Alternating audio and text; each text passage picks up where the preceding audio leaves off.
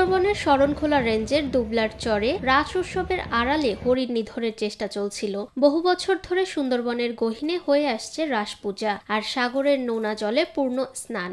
অভিযোগ রয়েছে হাজার হাজার পুণ্যার্থীদের ভিড়ের মাঝে পূজা আর মেলা ঘিরে সক্রিয় হয়ে ওঠে অপরাধীরা, জড়িয়ে পড়ে হরিণ শিকার, বন্যপ্রাণী পাচার সহ নানান অপরাধে। বন বিভাগের পৃথক ৩টি অভিযানে রেঞ্জের বিভিন্ন এলাকা থেকে ৪২ জন হরিণ শিকারীকে আটক করা হয়েছে। উদ্ধার হয়েছে বিপুল পরিমাণ হরিণ ধরা ফাঁদ, ট্রলার এবং অন্যান্য মালপত্র। রাস পূজায় টুরিস্ট হিসাবে যাওয়ার পরে তারা এই হরিণ শিকারের চেষ্টায় লিপ্ত হয়। ফাঁদ সহ আমরা তাদের আটক করি। অভিযান চলাকালে শরণখোলা রেঞ্জ কর্মকর্তার উপর হামলা চালায় একদল শিকারী, যার ফলে তিনি গুরুতর আহত হন। বন বিভাগ ১১ জনকে আসামি করে শরণখোলা থানায় মামলা করেছে।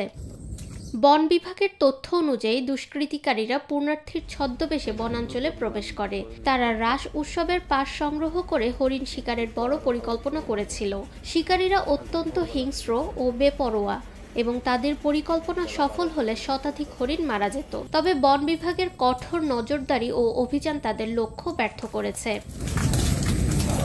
সুন্দরবনের হরিণ সংরক্ষণ ও বন জীববৈচিত্র্য রক্ষায় বন বিভাগের কঠোর পদক্ষেপ জাতীয় পর্যায়ে প্রশংসিত হচ্ছে। অপরাধী চক্রের বিরুদ্ধে আইনানুগত ব্যবস্থা নেওয়া হয়েছে এবং অভিযান চলমান রয়েছে।